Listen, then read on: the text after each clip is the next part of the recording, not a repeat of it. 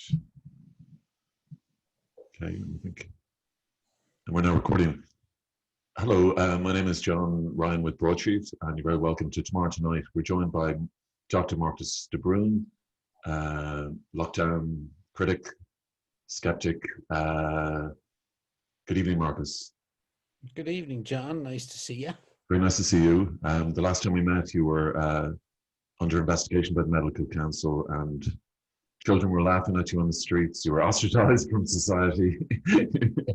How are things now?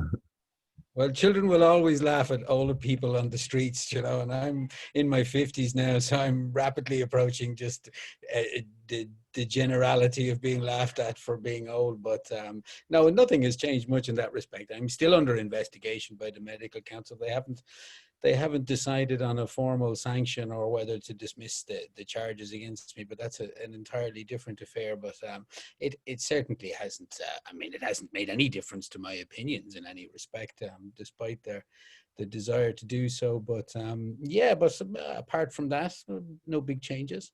Now, what about your practice in Rush? Do you get people sort of saying, "Well, I saw you on Twitter," or getting? Yeah, well, you do get a little bit of that, but there's a definite sense of a media blank out now on any doctors who might offer any questions.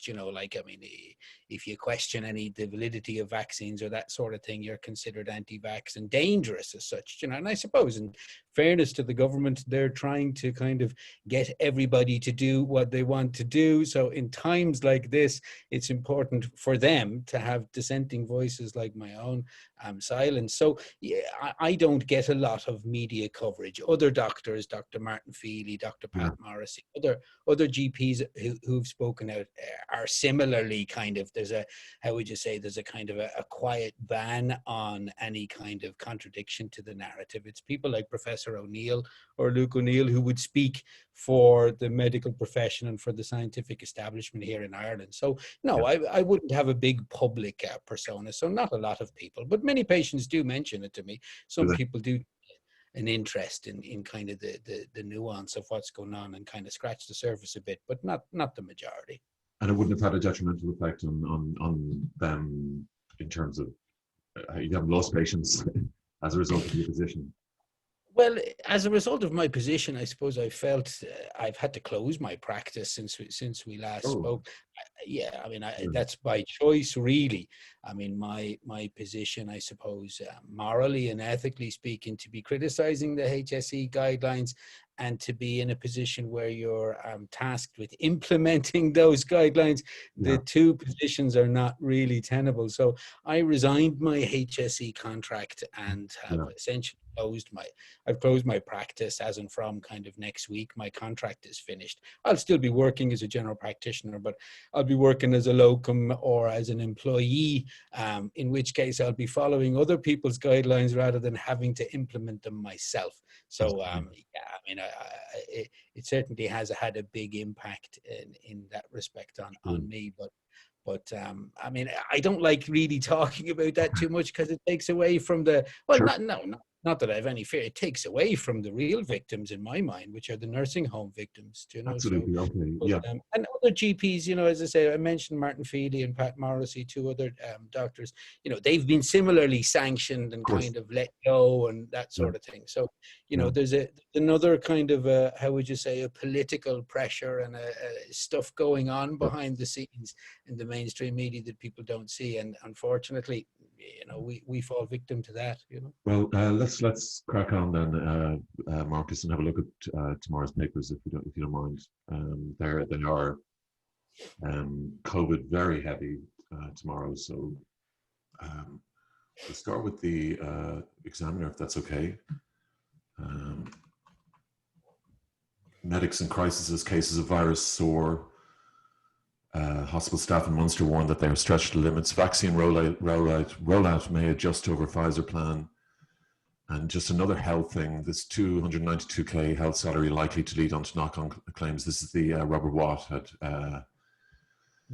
and his pay rise, whether he had any role in actually sort of adjudicating on whether he should get a pay rise. But anything there catch your eye particularly? Well, look, it's a very, very difficult world to navigate at the moment. The papers, unfortunately, I mean, in my opinion, be very unhelpful. The job of newspapers is to sell newspapers and to try and kind of make a living. The job of journalists is to make a living and kind of protect their own incomes. And the same with media. It's the bottom line. So, sensationalism and that sort of thing is what sells papers. But the difficulty I'd have with those headlines would be that, when you talk about things like cases, for example. I mean, what is a case? A case is a positive PCR test, and there's huge, enormous difficulties with PCR and with the validity of PCR and with how cases are being defined. I mean, I tend to, rather than focus on the media for my facts and information, I look at people like the Central Statistics Office in Ireland. If you look at the Central Statistics Office website, and obviously they run the census and their data is completely reliable, and it doesn't have an axe to grind, generally speaking. How it's presented may, but it doesn't have the figures don't lie on the CSO. But I mean, if you look at the CSO website, for example, on deaths and mortality in Ireland, in the age group of 0 to 24 years, for example, there hasn't been one death in Ireland since January and November in COVID-19. There's been 20,000 cases of COVID-19 in that cohort. So from the age group of 0 to 24, we've had 20,000 cases, and the number of deaths is 0. And that's on the CSO website. So I'd be more inclined to take my information from there. So we're looking at, in terms of this use of cases, we're looking at vaccinating that entire cohort or a significant portion of that cohort when there hasn't been a single death according to the CSO. So this notion of kind of cases and mortality and that sort of thing is being played, in my opinion, in the media sensationally, in order to kind of to sell stories and sell news. But we have to be the public have to be very, very careful in terms of this notion of a case. The Portuguese court has dismissed a lot of what's behind PCR, and Professor Carl Hennigan and the Department of Evidence-Based Medicine at Oxford University have come out time and time again and talked about this notion of what is a case and what is an infection and what is a transmissible, all of that. And so yes, I'd have big difficulties with a lot of what media is publishing, but the very first headline there, cases, I'd be very wary of. And also then the deaths with or from COVID.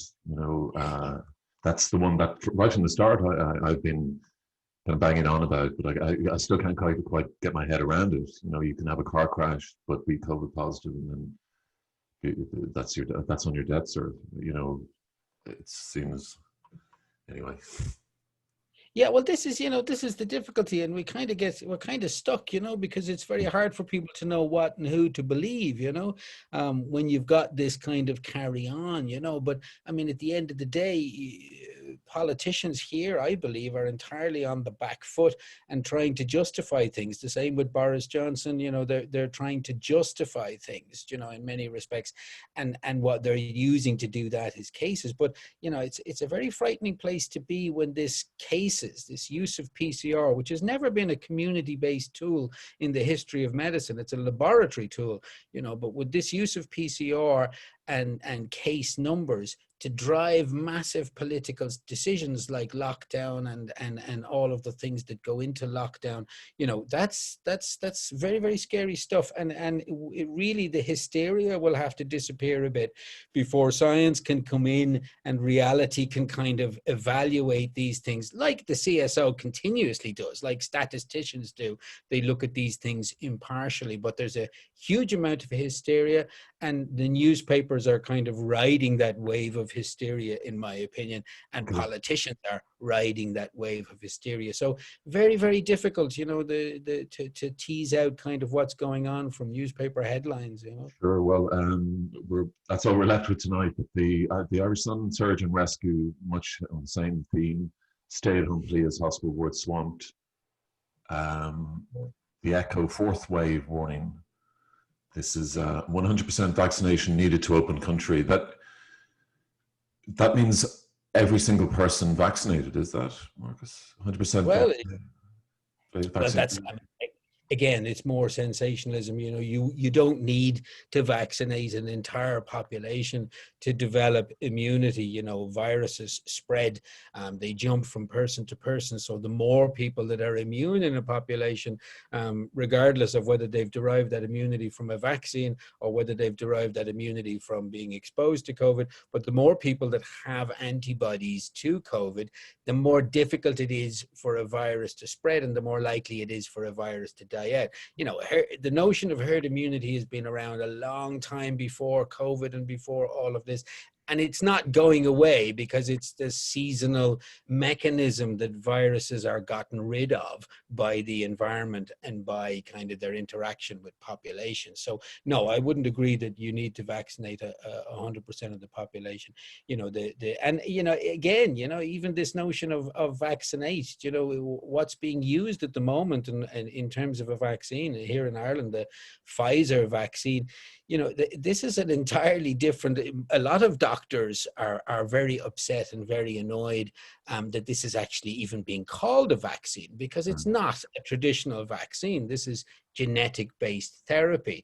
People are being injected with a small piece, with a number of copies of messenger RNA of viral genetics. So when you get the vaccine, you're being injected with some viral genetics. And it's not that your immune system will mount a response to what you've been injected with. This is a totally different process. What happens with the viral genes that you've been injected with is they migrate, they're designed, they're wrapped in a little membrane that binds with cell surface, so that those viral genes can enter your cells and hijack the most intimate mechanisms called translation as such, where messenger RNA is inside the cytoplasms of human cells and is translated into protein. So the traditional vaccines, the kind of Edward Jenner protein, old-fashioned vaccines, is you're injected with a piece of the bug and you develop antibodies to the bug and you have antibodies. And all of that happens pretty much outside of the cell. But what's going on at the moment, what they're calling a vaccine, should correctly be termed as genetic therapy. This is hijacking intracellular or internal cellular mechanisms Does it do the same? Does it have the same result as a vaccine? I mean, does it? Well, the results, this has never been done before. Sure. Messenger RNA vaccines, genetic vaccines have never been used before. In the mRNA vaccines, this has never been done before. So in terms of the effect, I mean, certainly it does produce a degree of immunity. But what's happening is that the genetic code of the virus is being injected into you, and your cells then make the pieces of the protein, make the pieces of the virus, and your cells extrude or get rid of those pieces of the virus, or present those pieces of the virus on their surface to other cells. So this is a very, very intimate, very, very nuanced, very, very different approach to vaccination than we've ever encountered before. It's the first time that this technology has ever been used, you know. Is this why there's one dose and then there's a second dose? And like, I don't remember vaccines being in sort of. Yeah, there's two doses, and that's, you know, an awful lot of vaccines are in two doses to try stimulate as much of a response as possible. But the real crucial take home here is that people who are getting this vaccine, at least, you know, young healthy people, who I personally would advise not to take this vaccine, but young healthy people really should look into the actual mechanism that's being used here. You know, it's a little bit like, I was speaking to someone the other night, if you took your car to the mechanic and the mechanic is kind of fixing the windscreen wipers, or he's working on the bumpers, he's not going to do too much damage. But if the mechanic is in at the internal combustion engine, at the pistons and that, the possibility of you not being able to drive your car, of you not being able to start your car, those possibilities are huge because of where the mechanic is working. And in the exact same respect in this virus or in this vaccine, previously, vaccines would be like tipping around with the wipers or the bumpers, but this vaccine is right in at the most intimate level of intracellular function. So if something goes wrong with this process, if they find out in 6 months that something goes wrong with this process, it can go terribly, terribly wrong. And that would be my fear. In what way, Marcus? Well, in the sense of the process itself, the process of Will the person become ill? Will the person become sick? Well, I read today, I think 23 people have died, elderly people died in Norway as a consequence of as an official government issued consequence of the vaccine. And they're advising very particularly frail or elderly people not to take the vaccine. So they're changing their guidelines, and they're changing how it's been administered. But absolutely, people could become very ill, and the long-term consequences of this are really what I'd be concerned about because of the mechanism that's been tampered with. We really are in at the holy grail of cellular function here, and that's why it's so. You mean for women in terms of pregnancy, and then in terms of exactly. Well, look, I have a 21-year-old daughter, and I certainly would advise her in no uncertain terms not to be taking this vaccine. I mean, there's no trials, there's no evidence in terms of pregnancy, in terms of a developing fetus, in terms of the relationship between the embryo and the vaccine and the messenger RNA. I mean, it's a lot of people feel that messenger RNA is not a genetic element that can interfere with our DNA.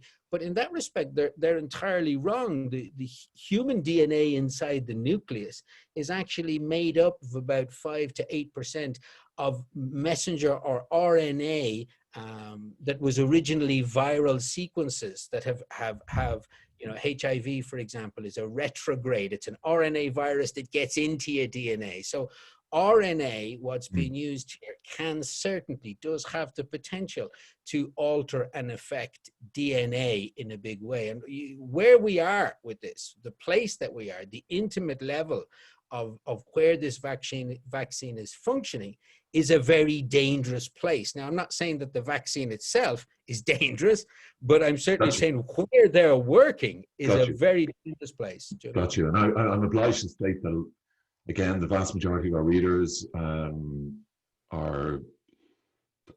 would be opposed to what your position on this. I mean, I'm not qualified to really question you, but I'm just obliged to state that. I'm sympathetic to what you're saying, but I also must sort of oblige to state that categorically. If anything, the views have got more trenchant. Oh, look, absolutely. And look, sure, people like myself, anyone who would offer any sort of criticism of the vaccine, we are certainly viewed upon as very, very dangerous people. And I mean, I would agree with you. In terms of my father, who's had a heart attack and who has a myriad of health problems, and he's in his 70s, I would certainly be saying to my father and to anybody in their 70s with medical conditions, I would certainly say, look, this is a very risky vaccine, but COVID is a very, very dangerous disease for you. In that sense, I would certainly be advising my father to take it. But this position that we're in of thinking about giving it to children and young, healthy adults and all that, again, this is an absolute first. We've never before in the history of human medicine started to give vaccines to people who are not vulnerable to particular diseases. I mean, I've been vaccinating children in my practice, and all my kids are vaccinated for the past 15 years. I have absolutely no problem with vaccines, and the vaccine program, I'm fully supportive of that. I give children, for example, rotavirus vaccine. All newborns in Ireland get rotavirus vaccine, but you and I could get rotavirus tomorrow, but it's not dangerous to us. We'd get a bad diarrhea or we'd get sick. So therefore we're not given the vaccine. Now, as I said, if we go back to the CSO and we look at the facts and we say, okay, between the ages of 0 to 24 years, not one mortality in Ireland is listed on the CSO website. Why then are we giving this vaccine, this very, very potentially, and underline potentially, dangerous vaccine, why are we insisting, not just even offering, but insisting in many cases that young nurses working in hospitals, junior doctors, medical students, healthcare workers, why are we insisting that they should take it when there's no recorded mortality in that cohort whatsoever? And the counter argument to what I'm saying, strangely, is always, well, those people, they might bring it back to their elderly relative. Well, again, my point is why not just give the vaccine to the people who need it, to the elderly relative, and then we don't have to worry about these healthy people getting the vaccine or having to bring it back to the elderly. So we're in a very, very surreal sort of a place as far as I'd be concerned, and a lot of other doctors. We are. Surreal is the word. Just on the Irish field, are you a racing man, Marcus? No, I'm not. Okay. I'm not. Envoy Allen, give weight, stay unbeaten at punches down. I've literally no idea what that means. That means border closed to shut out new strains, the Daily Telegraph. It's Fortress Britain, one of the other covers said, Britain shuts its borders. Also this story, Marcus, court tells insurers to pay claims over COVID. That's quite interesting because they've been given indemnity in Ireland, haven't they? The vaccine manufacturers have been given indemnity in Ireland, yes. That's what I mean, yeah. So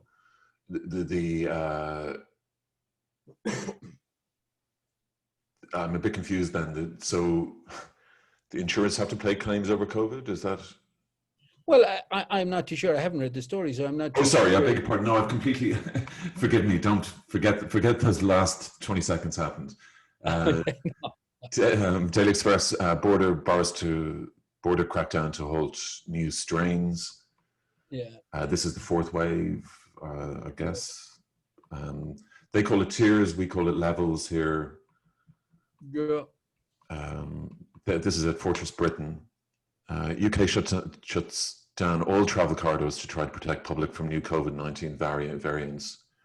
The South African variant, Marcus, is that cause for? Yeah, well, we're getting new variants of COVID. You know, I mean, to molecular biologists, virologists, microbiologists, epidemiologists, none of this should be new. I mean, what viruses do and what they've been doing since the dawn of time is evolving, you know.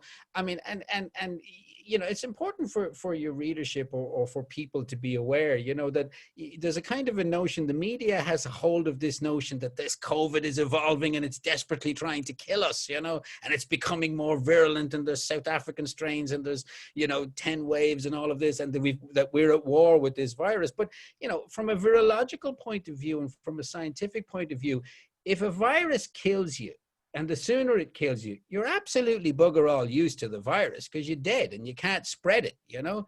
I mean, in an evolutionary sense, viruses do not want to kill us. They don't want to kill us rapidly and for us to die. A virus wants to replicate its genetic material.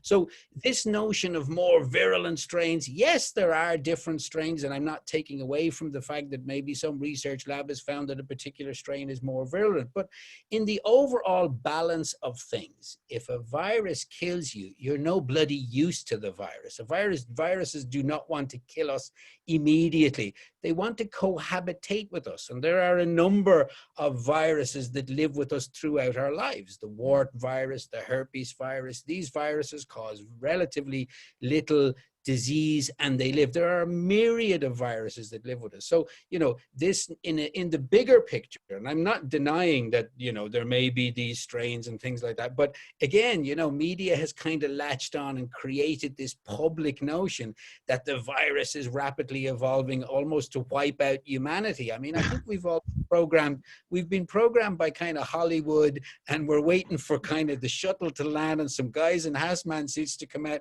and kind of save us all. But it's all a little bit crazy in terms of science and in terms of natural evolution. I mean, as I said, you know, viruses, when you're dead, you're absolutely no use to a virus, and people need to think about evolution and what's kind of happening.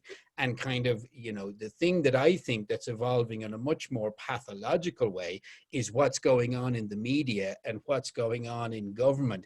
And as I say, you really have to step back from that and look at cold statistical hard facts and cold statistical hard science, and there are some people doing that. Carl Hennigan, Senep de Gutra, and there's a few doctors over here, but unfortunately we're just locked out of the discussion, which is really and even been further kind of marginalized, if you don't mind me saying. I think in the last while, as you say, it's sort of firmed up. There's now a number of doctors, but you haven't been joined by more people. It's sort of like there's a standoff effectively. That's what I'm saying. There's a definite real sense of silencing, but it's quite ironic, when I was a medical student, and any medical student in the British Isles, in Ireland or England, will know what the Oxford Handbook of Clinical Medicine is. The department, I take my cues again from people like the CSO and people like Professor Hennigan at Oxford University and his Department of Evidence-Based Medicine, because there are lots of crazy doctors out there, lots of quacks out there who want to kind of have wacky ideas and do crazy things. But we have a school of thought, we have a discipline within medicine called evidence-based medicine. And if I do something crazy and I appear before the medical council, the first thing I'll be asked is what is the evidence-based medicine for what you've just done? Well, the Department of Evidence-Based Medicine at Oxford University, and the lead of that department is Professor Carl Hennigan. He should be listened to, because that's who doctors always have listened to. And well, he was good enough for the Doyle. I mean, he appeared before that guy. What's his name? That's right. He appeared before the Doyle Special Response Committee on COVID. But very strangely, after he appeared, Stephen Donnelly, was the Minister for Health, was asked to come along and listen to that evidence, and he never showed up. There's a ministerial letter out there on Twitter showing that he was too busy, that he didn't even show up. And Carl Hennigan came out and described absolutely in black and white language for the Irish public that mask policy didn't work, that masks were dirty, they were filthy. They're the people, the CSO, Carl Hennigan. It's very strange that other people would relatively, Luke O'Neill, for example, is in Ireland, is the lead kind of spokesperson for Irish medicine and Irish science, pretty much as far as the media is concerned. And with all respect to Professor O'Neill, I used to attend some of his classes when I studied microbiology at Trinity. He's a biochemist. He's not an epidemiologist. He's not a medical doctor, so we've really lost kind of touch of who we should be listening to, what expertise actually is. Valid expertise in Ireland is hysterical expertise. Valid expertise on the vaccine is hysterical expertise. And you have to, so if you want to have validity in Ireland, you've got to be speaking the language of hysteria. If you don't speak the language of hysteria, nobody will listen to you. And even in my own case, they'll call you dangerous, they'll call you a quack, but you'll essentially be shut out of the dialogue, which is bad for me. But I really can't get my head around the fact that the likes of Professor Hennigan or Dr. Gupta are completely ignored and sidelined by the British government, by the Irish government, all feeding into this insane hysteria, Well, and we've got Luke playing the guitar. I think he's decent guitar chops. You may not know about whatever, but you've seen his celebrity status rise and well, that's very. Sure. Didn't Clinton play the saxophone? We've got to have Luke up on stage playing the guitar. That type of shit works. People buy that shit. They lap it up. Actually, threw out the ball in baseball. I don't know if you saw Fauci throwing the baseball out at the first pitch. Oh yeah. There's a wonderful quote in Joyce's Ulysses where he talks. Stephen Dedalus goes to his school teacher who is writing an article on some cattle disease, and Stephen Dedalus calls him the bullock befriending bard. In my opinion, what Joyce was talking about in Ulysses when he was referring to the bullock befriending bard was exactly kind of what we've got going on now. This kind of this pop, this love of kind of personality and that sort of thing, rather than kind of read real genuine feeling, genuine kind of hard science. But it's interesting. I was thinking of the Bullock Befriending Bard, because Luke O'Neill has this book out called Never Mind the Bollocks, Here's the Science.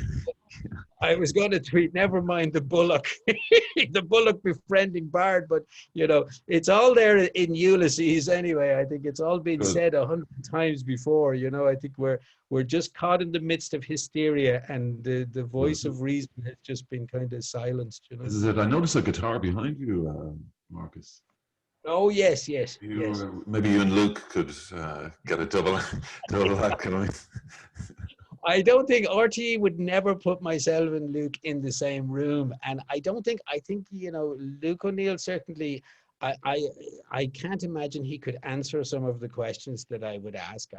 I can't imagine that he'd be able to counter them with any reason or logic. So people like him are kept very far away from Professor Hennigan or people like myself or other doctors, because you really can't argue. I mean, how could any of your readers or your listenership, how could any of them come with a return that would contradict the fact that the CSO has published 0 deaths, over 20,000 cases in that 0 to 24-year-old cohort, and not one death? I mean, okay, Marcus. Where's the counter? We're going to have to close up, but I just want to say hello from SOQ. This is a reader of ours, Samuel Queen, and he has been a great supporter of yours over the last few months. Anyway, I just want to say that. Greatly. He was run off the site, though. I think because he was pretty much a lone voice, So. Yeah. Well, there are lots of, I'm on Twitter, Pat Morrissey is on Twitter, I wouldn't have I don't agree with an awful lot of many things that Professor Dolores Cahill has to say, for example. But however, I do admire Professor Cahill because she has been proven right on a vast number of things in terms of COVID-19. So there are a lot of scientists and doctors in Ireland, but people have to scratch the surface. You got to get on Twitter and you got to look and find us. We're there, but the media doesn't give us much voice, And politically, you've described yourself as an old lefty. I mean, you still would contend that. I mean, in terms of criticism about Health Freedom Ireland, the criticism about Dolores Cahill and stuff like that. I mean, yes, yeah. No, I certainly would have no political affiliation with Dolores Cahill or Freedom Party. I'm not a member of any political organization or political party, but no, I would be a leftist. I'd be very fond of Slavoj Zizek in terms of my philosophies. But no, I would be very left. I'd be much pro-immigrant, very much be. I mean, I'm married to a woman who's not Irish and is an immigrant. So but yeah, it was very strange when I did kind of go to the protest and object about masks. I was immediately labeled as some sort of a right-wing lunatic, but that seems to be that's what the mainstream media is doing to people like myself. Yeah, well, a contributor was dismayed at our coverage of those protests, and much of the criticism was around what we've just spoken about anyway. But one of the things that I said to him is that Marcus, for instance, has always described himself as an old lefty, and he doesn't understand, much like I don't understand, why it's a left-right issue. It just isn't, it's literally that has been the complete puzzle of the last 12 months. The real puzzle to me is where is the left in Ireland? I mean, I wrote an article about where is the left in Ireland for Cassandra Voices that Frank Armstrong nicely published, and I'm very grateful to him for that. But I would still ask the question again: where is the left? I mean, we've seen in the US that there does not seem to be a left, because you can see that there's a massive, when there's a vacuum, the thing that rushes in to fill the vacuum is the far right, is these kind of crazy kind of right-wing lunatics rush in? Where the hell is the left? I mean, where was the left when they were storming the Capitol Hill? Where's the left in Ireland? Where is it? I don't see it. You know, I mean, when you think about the Greens are supposed to be somewhat kind of lefty, you know. I mean, we're in a situation in Ireland where, you know, if someone was going to genetically modify a tomato, the Greens would be up in arms. And we're in a situation in Ireland where we're going to have hundreds and thousands of people injected with viral, you know, genetics, and the Greens think it's a great idea. You know, I mean, you know, like, where is the left? There is no left in Ireland. It's gone. On that vegetable bombshell, we'll have to leave it there, Marcus. Maybe another show we'll get some of your critics on and you on, and we'll try and hammer this out. Absolutely. Look, I love debate. I love talking and having a discussion. And, you know, it's only people like yourself, John, that have the openness and open mind to kind of, you know, reach out to people like me. But we're here. And I mean, you know, there's other people, like I mentioned, Pat Morrissey and Martin Feely. There are plenty of scientists and doctors, but you have to scratch the surface to find us. But we're there. We're still here. We're still alive. They haven't killed us yet. Marcus, hopefully see you soon. Maybe we'll go to the papers in a few weeks with this. Yeah, Thank you very much. Absolutely. And I'll maybe write a little piece. I'm working on a little something. I'll send something on for you. Maybe you can have a read of it. And maybe lovely. I really appreciate that. Thank you very much, Marcus. Have a great weekend. Excellent. Thank you. Great and thanks for joining us. Thank you. Thanks, Bye.